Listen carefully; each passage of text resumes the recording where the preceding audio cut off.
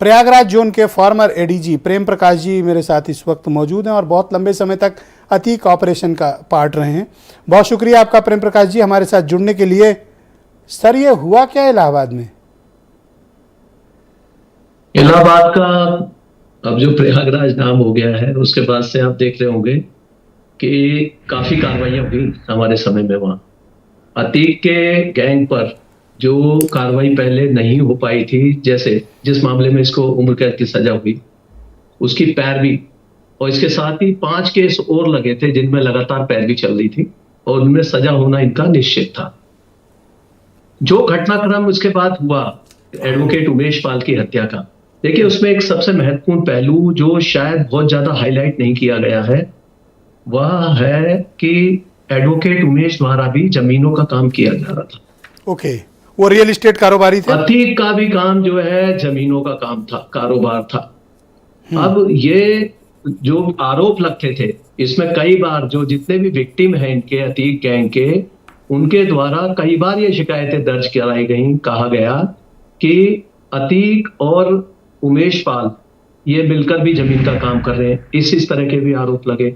कई चीजें आपने देखी होगी कि जो माननीय विधायिका जी हैं उनके बयान में भी इस तरह की बात आई कि उनके आदमी वहां पर देखे गए।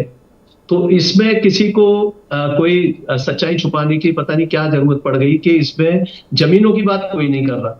जो जमीनों से इनकी क्या सर आप ये कहना चाहते हैं कि अतीक और उमेश पाल ये रियल एस्टेट में पार्टनर थे या बिजनेस था दोनों का?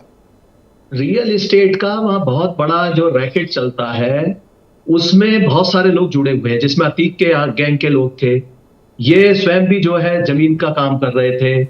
इसमें जितना भी आसपास का क्षेत्र है, ये धूमनगंज का और बाहरी क्षेत्र का जितना भी यमुना पार गंगा पार का जो सराउंडिंग एरिया है उसमें जमीनों के बड़े कारोबार हैं। और जितने भी ये जो बिल्डर्स हैं या जितने भी जमीनों का जो प्लॉटिंग करते हैं लोग, उनमें से आधे से ज्यादा लोग अतीक गैंग से जुड़े हुए थे। कुछ लोग कहीं ना कहीं पनाह पाते रहते हैं, किसी ना किसी का सहारा लेते रहते हैं जी। तो इसमें एक ये बहुत बड़ा एंगल है जिसमें मुझे लगता है कि जो इमीडिएट जो कॉज रहा होगा, क्योंकि सजा से आपने देखा होगा कोर्ट कचहरी से अतीक डरा नहीं कभी। वो तो सेकंड होम बताता था, आराम से वो अपना काम चलाता रहा और इतने दिन तक वो उसको खींचता भी रहा। बात रही गवाही की, गवाही भी उसके खिलाफ इनकी हो ही चुकी थी और ये तय था कि इनको सजा हो जाएगी। सर, जब रात में आपने पहली बार वो वीडियो देखे मर्डर के, क्या आपको क्या लगा और आपकी थॉट क्या थे उस वक्त? देखिए, ये बड़ा रूटीन की एक्सरसाइज है कि जब किसी का पुलिस कस्टडी रिमांड लिया जाता है तो एक फॉर्मेलिटी होती है कि उसका मेडिकल परीक्षण कराना हर 24 घंटे में। अब उसको वहां ले जाना ही था। जहां रही बात 17 पुलिसकर्मियों की, 17 पुलिसकर्मी भी एक तरह से अधिक है जितना होना चाहिए। इसका 2 अपराधियों के लिए मात्र 4 लोग लगाए जाते हैं, लेकिन फिर भी भीड़ नियंत्रण के लिए 17 लोग तो इसकी सुरक्षा में लगाए गए थे। बाकी जो भीड़ नियंत्रण के लिए भी वहां पर काफी पुलिस लगाई गई थी।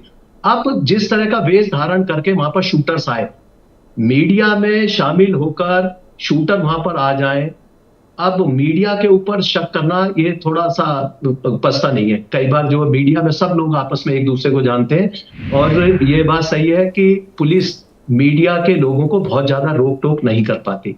हालांकि एक एसओपी तैयार होनी चाहिए जो आगे के कदम है। अब देखिए एक घटना हुई है, इसको किसी भी तरीके से जस्टिफाई नहीं किया जा सकता। इन तीनों शूटर्स को जब आपने देखा और उनको गोली चलाते देखा, उस वीडियो को आपने भी बार बार देखा होगा, एक पुलिस अधिकारी के तौर पर उसका विश्लेषण? देखिए, जो शूटर्स हैं, शूटर को किसी को परवाह नहीं होती कि किसको गोली लगेगी, चाहे वो किसी को भी लग जाए गोली, वो इस चीज की परवाह नहीं करता। पुलिसकर्मी जब गोली चलाता है तो उसकी सिखलाई इस प्रकार की होती है कि पहले वो देखता है, खतरे को भांपता है, उसके बाद वो जो ट्रिगर पे उसका हाथ तब जाता है जब वो पूरी तरह से आश्वस्त हो जाता है कि अब गोली चलाना आवश्यक है। और पहली गोली चलाना बदमाश को ही उसको हक दिया हुआ है, क्योंकि पुलिस पहले से गोली नहीं चला सकती। ट्रिगर पे जब उसका हाथ चलना उसके बाद ही चला सकती है। लेकिन आपने देखा कि ये मात्र ऑपरेशन 10-12 सेकंड में समाप्त हो गया था। शुरू में जो गोलियां मार दी गई और जब गोली चलानी शुरू की पुलिस कर्मी तुरंत उनके फायर आर्म्स देखे थे और उनका कॉन्फिडेंस आपने नोट किया था? अब ये बदमाश तो थे, एक पे 12 मुकदमे हैं, एक पर छेड़छाड़ के 4 मुकदमे, ये तो रिकॉर्डेड केस है। उससे तीसरा जो बदमाश है उस पर भी पानीपत में मुझे पता चला है कि उस पर मुकदमे हैं वहां पर, और ये शातिर अपराधी हैं।